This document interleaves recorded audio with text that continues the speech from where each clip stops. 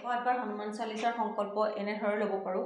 কেতিয়াবা কি হয়, আমাৰ খুব বেছি ব্যস্ততাপূৰ্ণ জীৱনৰ কাৰণে এদিনতে 108 বাৰ হনুমান চালিচা পঢ়াৰ সংকল্প আমি হয়তো ল'ব নোৱাৰোঁ। কিন্তু কাৰোবাৰ ধৰি লওক বহুত বেছি সমস্যা চলি আছে, সেয়া যি সমস্যা হ'ব পাৰে, অসুখ হ'ব পাৰে, কিবা অন্য কিবাও হ'ব পাৰে, তেতিয়াহ'লে আপোনালোকে 108 বাৰ হনুমান চালিচাৰ সংকল্প 11 দিনৰ ভিতৰতো ল'ব পাৰে। প্ৰথমতে আপোনালোকে যিখিনি নিত্য নৈমিত্তিক পূজা কৰে সেইখিনি কৰি হনুমানজীক সেৱা কৰিব আৰু প্ৰণাম জনাই আপোনালোকৰ যিখিনি সংকল্পৰ সেইখিনিতো আপোনালোকে জানে, কৈ ল'ব যে মোৰ এইখিনি সমস্যা হৈ আছে আৰু 11 দিনৰ ভিতৰত মই 108 বাৰ হনুমান চালিচাখন পঢ়াৰ সংকল্প লৈছোঁ আৰু এই সংকল্পখিনি যাতে ভালকৈ কৰিব পাৰোঁ তাৰ বাবে কৰি ল'ব। আৰু পিছত আপোনালোকে 11 দিনৰ ভিতৰত 108 বাৰ হনুমান চালিচাখন পঢ়ি শেষ কৰিব।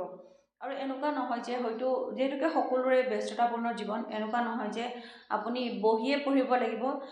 যদি সময় পাইছে আপুনি ঈশ্বৰৰ ওচৰত বহিয়ে পঢ়ক, যদি সময় পোৱা নাই আপুনি যেনেকৈ হওক মনত ভক্তিভাৱ ৰাখি আপুনি 11 দিনৰ ভিতৰত যেনেকৈ পাৰে, আপুনি ক'ৰবাত গৈও আছে যদি মনত ভক্তিভাৱ ৰাখি পেলাই আপুনি চালিচাখন সম্পন্ন কৰিব পাৰে।